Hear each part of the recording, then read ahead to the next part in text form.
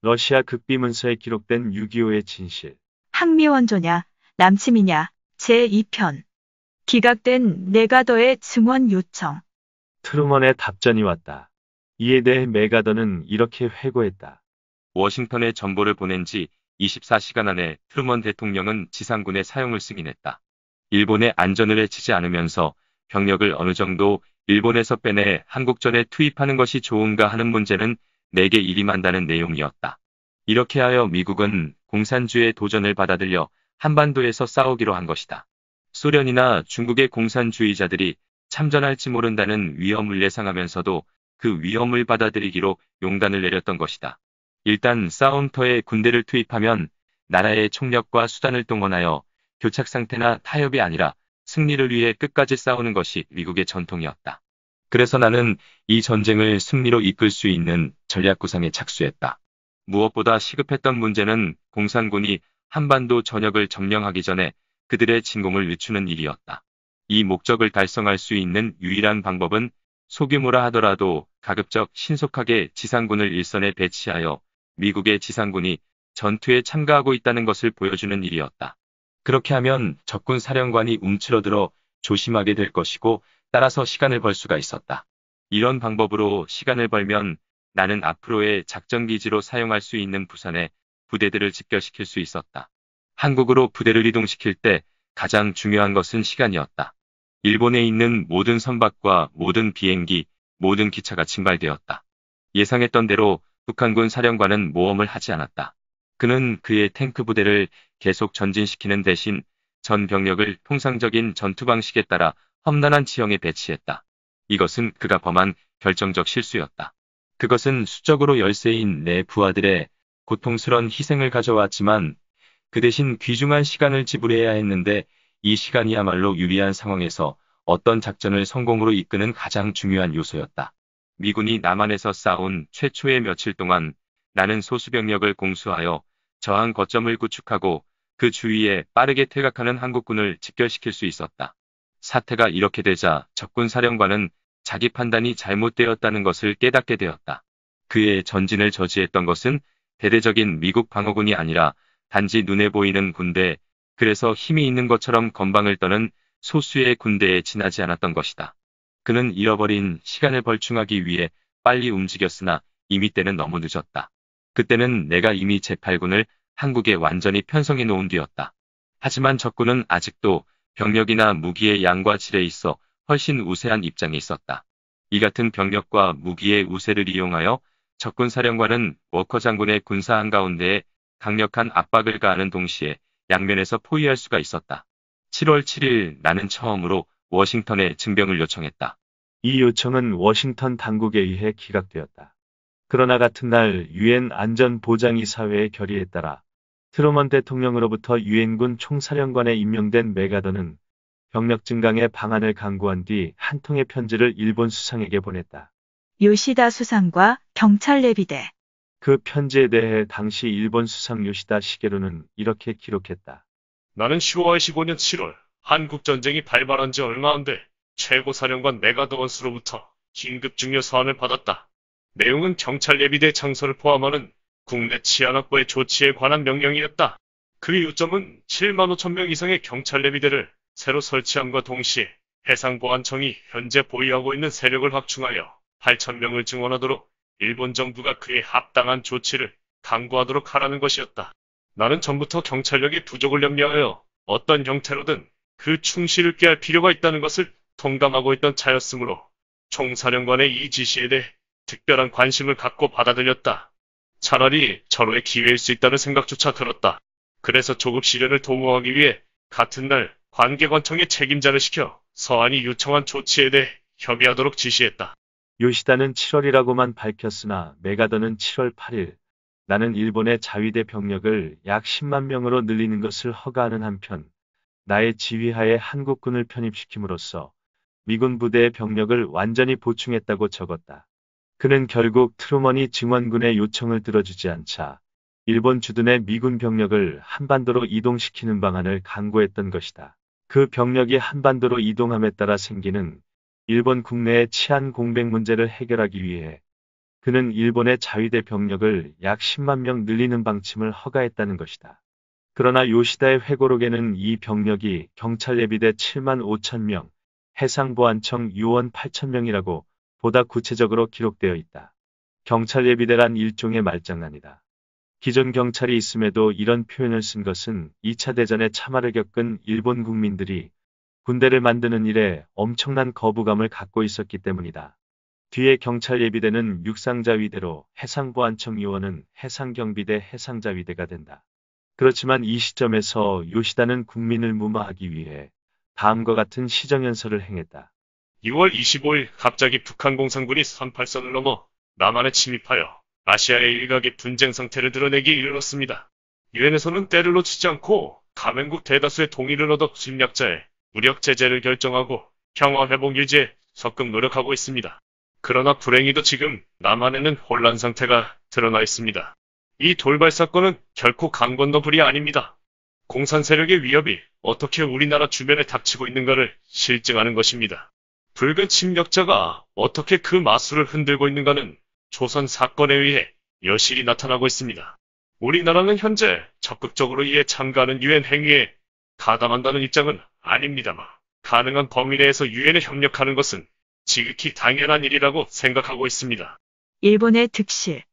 요시다의 말처럼 일본은 공식적으로 참전하지는 않았다. 그러나 한국전쟁에 참가하는 유엔군은 일본의 협력 없이는 사실상 활동이 불가능했다. 이에 대해 연합군총사령부의 시볼드 외교국장은 일본은 한국에서의 유엔군 활동에 동정하여 완전히 협력적이었다. 그래서 정부도 국민도 모두 정세가 요구하는 대로 충분히 응해주었다고 기록했다. 일본은 일본 내 철도와 옛 관부 연락선 등을 이용하여 유엔군 장병들을 수송하고 6월 29일부터는 상륙용 주정 20척에 투입된 약 5천 명의 일본인 선원이 일본 각지 미군 기지로부터 한반도의 주요 항구의 병사와 군수물자를 날랐다.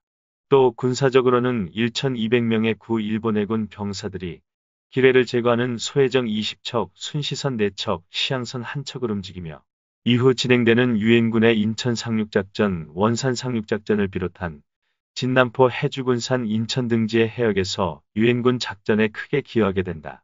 공식 기록은 해상보안청 특별소해대 25척이 조선 수역의 기뢰 제거 작업에 참가하여 19명의 사상자를 내기도 했다고 기록하고 있다. 이들 말고도 한국전쟁에 의용군으로 참전하겠다고 나선 일본인도 꽤 있었는데 1950년 7월 2일자 일본 법무부 특심국이 연합군 총사령부 민정국에 제출한 자료를 보면 의용군에 지원한 조선인은 597명, 일본인은 150명이었던 것으로 기록되어 있다. 그러나 요시다 수상이 의용병은 허가하고 싶지 않다고 불허방침을 밝힘으로써 일본인 의용군의 파병은 실현되지 않았다. 그러나 일본인 민간 기술자들은 1,000명 이상 유엔군 인천기지 등에 파견되어 함정을 수리하고 무기를 수송하며 부두 준설 공사를 하는 등 각종 업무에 종사했다. 가장 중요한 것은 돈 문제였다. 한국전쟁이 발발하자 메가더는 일본 내의 연합국 점령군을 유엔군의 이름으로 한국에 파견했다. 그런데 점령군의 본래 목적은 일본이 수락한 포츠담 선언의 조건을 이행하는 일, 곧 일본을 비군사화하고 민주화하는 일이었다. 이 목적을 위해 일본 정부는 일본에 있는 점령군의 주둔 비용, 곧 종전 처리비를 부담해왔다. 따라서 점령군이 본래 목적을 벗어나 한국전선으로 빠져나가게 되면 일본 정부는 그 주둔비를 부담할 의무가 없어진다. 하지만 일본 정부는 계속 그 주둔비를 부담했는데 이렇게 전쟁 기간 중에 부담한 금액이 총 183억엔에 달했다. 이 금액은 일본이 간접 부담한 한국전쟁 협력비였다고 할 수도 있다. 그러나 일본은 한국전쟁을 통해 손해만 본 것은 아니었다. 오히려 굉장한 이득을 챙겼다. 첫째, 요시다 수상은 7월 14일자 시정연설에 등장한 붉은 침략자의 마수, 곧 2차 대전 후 일본에서 세력을 넓혀가던 공산 세력의 확장을 차제에 차단할 수가 있었다. 이와 관련해서는 메가더와의 공조가 있었다.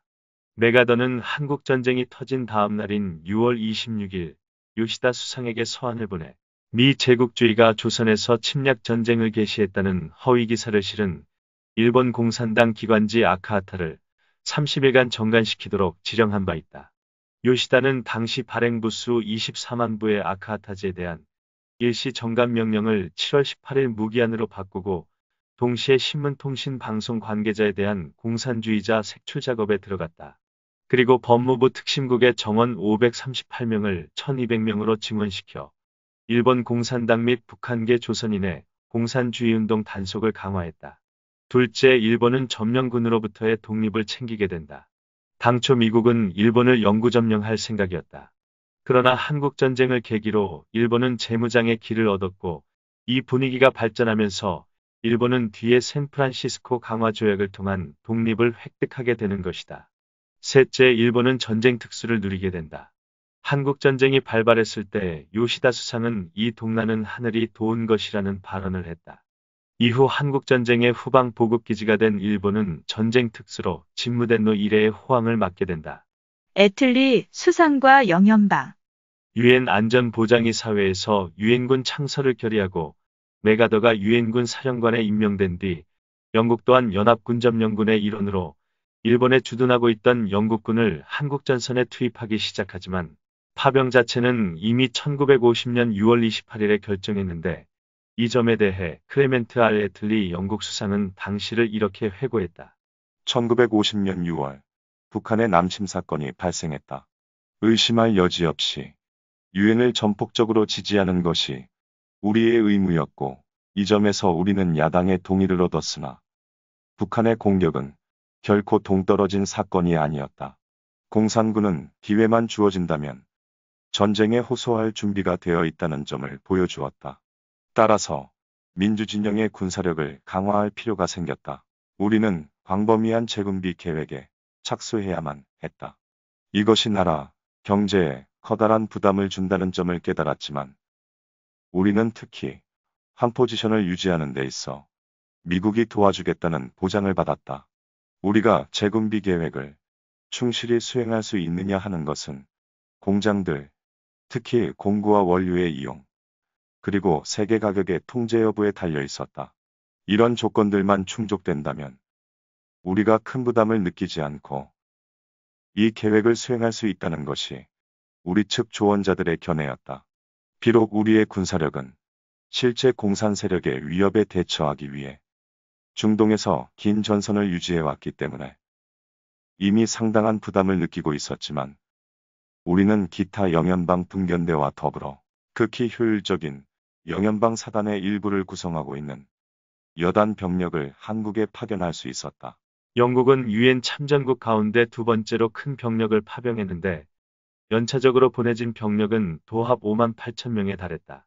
이들 중 1109명이 전사했고 2674명이 부상을 당했으며 포로가 되거나 행방불명된 사람도 1060명에 이른다. 영국군의 캐나다, 호주, 뉴질랜드 등 영연방 군대를 모두 합치면 9만 4천여 명이 참전해 1750명이 전사했다. 이 중 제일 먼저 보내진 영국군은 1950년 8월 28일 부산에 도착한 제17여단이었다. 이들은 경기도, 강원도, 충청도, 전라도를 빼앗긴 한국군이 필사적으로 사수하고 있던 낙동강 방어선에 투입되었다. 한편 낙동강 방어선을 뚫기 위해 북한으로부터 새로운 사단과 탱크 여단이 속속 도착했다. 미 8군 사령관 워커 장군은 적의 전진 속도를 늦추고 8월 말까지는 상당히 안정된 방위선을 구축하는 데 성공했다. 이 무렵에 이를 메가더는 이렇게 회상했다. 마침내 나는 내 계획을 실행에 옮기기 위해 마지막 끝내기 작업을 할 준비가 되었다. 하나의 가능성이었던 내 한강의 꿈이 이제 구체화되기 시작했다. 그것은 적의 측면과 후방을 깊숙이 공격함으로써 적의 보급로를 차단하고 서울 이남의 적군을 전부 포위한다는 작전이었다. 인천 상륙작전이었다. 모두 260척의 함정이 동원되는 이 작전에는 영국을 비롯한 캐나다와 호주 등 영연방의 함정도 포함되어 있었다. 7월 23일 메가더는 인천 상륙작전의 승인을 요청하는 전보를 워싱턴에 보냈다. 그러나 워싱턴에서는 의견이 분분하여 결국 콜린즈 장군과 셔먼 제독이 메가더의 생각을 알아보기 위해 8월 19일 도쿄로 날아갔는데 이에 대해 트루먼은 다음과 같이 적었다. 그들은 귀국해서 내게 그 공격 계획에 관해 보고하면서 합참본부도 이미 그 계획을 승인했다고 알렸다. 그것은 대담무쌍한 전략 개념이었다. 나는 그 계획이 성공하리라는 것을 믿어 의심치 않았다. 드디어 9월 15일 인천 상륙작전 개시일이 왔다. 해병 제1사단과 육군의 보병 제7사단은 그곳 해안에 상륙하여 교두보를 확보했다. 아몬드 소장의 지휘하에 있는 제10군단 산하의 이 두 부대는 적의 수중에 있는 수도를 탈환하기 위해 서울로 진격했다. 저항은 광적이었으나 9월 28일 서울은 완전히 해방됐고 9월 29일 이승만 대통령은 그의 정부와 함께 환도했다. 스탈린의 힐책. 이 작전의 성공으로 초기 수세에 몰렸던 한국군과 유엔군은 대반격을 취할 수 있는 결정적 계기를 마련하게 되었다. 낙동강 전선의 보급로가 차단된 북한군은 퇴각하기 시작했고 서울 인천 지역에 배치되어 있던 북한군 1만 명도 유엔군의 치열한 공세에 경인가도를 따라 뒤로 밀리기 시작했다. 1950년 9월 27일 북한군이 밀리고 있다는 뉴스가 들어오자 스탈린은 스티코프 대사와 마트베에프 군사고문단장에게 전보를 보내 가차없이 꾸짖었다. 조선인민군의 전선, 특히 서울지구와 동남부에서 이 수일간에 형성된 심각한 상황은 부대의 운용 문제로, 특히 부대의 전술적 사용에 있어서 전선사령부, 군단 및 사단사령부가 중대한 과오를 범했기 때문에 실패를 초래하게 된 거요. 이런 실패 가운데서도 한층 죄가 무거운 것은 우리 쪽 군사고문이요. 우리 군사고문은 주요 전선에서 서울지구로 4개 사단으로 퇴시키라는 총사령관의 명령에 신속 정확하게 대응하지 않았고, 이때 적절히 결단할 수 있었음에도 불구하고 7일간을 그냥 허송세월했소. 이는 서울 근교에 있던 미군에게 전술적 이익을 가져다 주었소. 이들 사단을 적절한 시기에 후퇴시켰다면 서울 근교의 상황을 근본적으로 바꿀 수 있었을 것이오. 우리 군사고문이 통신에 관한 문제, 부대의 운용 방법, 첩보 활동, 전투의 실시와 같은 가장 중요한 문제에 대해 조선군 사령부에 한 지원은 빈약하기 짝이 없었소. 그 결과 조선군은 거의 통제불능 상태에 빠져 손으로 더듬는 것 같은 상태에서 전쟁을 수행하고 전투에 있어서도 각 부대 간의 상호 연락을 조직화할 수가 없었소. 이 전보의 뒤쪽에는 구체적인 작전 지시가 적혀 있었다. 그러나 전황을 회복하는 데는 아무런 도움도 되지 않았다. 북한군은 서울을 빼앗기고 북으로 퇴각하기 시작했다. 9월 30일 다급해진 김일성은 스탈린에게 절망적인 상황을 보고했다. 우리 인민군 부대는 침공해오는 적 상륙부대에 맞서 용감히 싸우고 있습니다만 대단히 불리한 상황에 있다는 것을 각하에게 보고할 필요가 있습니다. 적군은 서울을 완전 점령한 다음 아마도 북조선으로 쳐들어올 것입니다. 그 때문에 만일 장래의 상황이 우리에게 다시 나빠진다면 결국은 미국의 침공이 성공적으로 끝날 것이라고 우리는 보고 있습니다. 친애하는 스탈린 동지, 우리는 각하에게 특별한 지원을 바라는 것이 아닙니다. 다른 말로 하자면 적군이 38선을 넘어올 때 우리에게 크게 필요한 것은 소련의 직접적인 군사원조라는 점입니다. 그것이 다른 이유 때문에 불가능하다면 중국 및 기타 인민민주주의 국가들이 국제이용군을 창설하여 우리의 싸움에 군사 지원을 하도록 해주십사 하는 것입니다. 이 같은 우리의 제안에 대한 각하의 지시를 요청합니다. 38선 돌파. 김일성의 우려는 현실로 나타났다. 같은 날 이승만 대통령은 육군 수뇌부를 긴급 소집한 자리에서 명령을 내렸다. 메가더 장군에게 우리 국군 지휘권을 맡기기는 했으나 내가 자진해서 한 것입니다. 따라서 되찾아올 때도 내 뜻대로 할 것이니 38선을 돌파하시오. 이 명령에 따라 한국군 제1군 3사단은 10월 1일 38선을 최초로 돌파한다. 이것을 본 메가더가 다음날 유엔군에게도 북진 명령을 내림으로써 한국군의 38선 돌파를 추인했다는 것이 그간의 정설로 되어 있었지만 트루먼의 회고록을 읽어보면 진상이 조금 다르다. 나는 새로운 훈령을 이미 승인했었다. 합참본부는 9월 27일 내 훈령을 메가더 장군에게 전달하면서 그의 군사적 목표가 북한군의 괴멸이라는 것을 알려주었다. 이 목적을 달성하기 위해 38선 이북까지 군사작전을 확대하는 권한이 그에게 부여되었다. 단 그런 작전을 할 때 소련이나 중공의 주력군이 북한에 들어온다든지 들어올 의사를 발표한다든지 소련이나 중공이 북한에서 우리의 군사작전을 맞받아치겠다는 위협을 하지 않는 한. 그러나 어떤 경우에도 그는 군대를 한만 또는 한소 국경을 넘게 해서는 안 되며 정책적인 문제로서 비한국인 지상군을 한소 국경이나 한만 국경에서 사용해서는 안 된다는 지시를 받았다.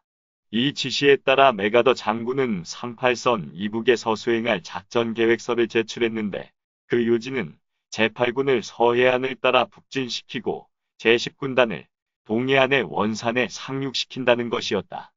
합참본부는 이 계획을 승인했다. 10월 2일 메가더는 한국군이 38선을 넘었고 진전이 매우 빠르며 적의 저항도 별로 없다고 보고해왔다. 이 회고록을 읽어보면 이승만이 한국군에 대한 38선 돌파 명령을 내린 것은 그의 단독 결정이 아니라 메가더와 의견을 사전 조율한 것이었음을 알 수 있다. 왜냐하면 메가더가 합참본부를 통해 트루먼의 북진 훈령을 받은 것은 9월 27일이었기 때문이다. 이는 한국 시간으로 9월 28일 곧 서울이 수복되던 바로 그날이었다.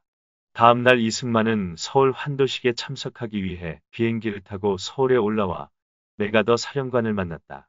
그리고 그로부터 미국의 북진화가 방침을 듣고 다음 날인 9월 30일 정일권 총참모장이하 전 육본참모를 경무대로 불러들여 38선 돌파 명령을 내린 것이었다.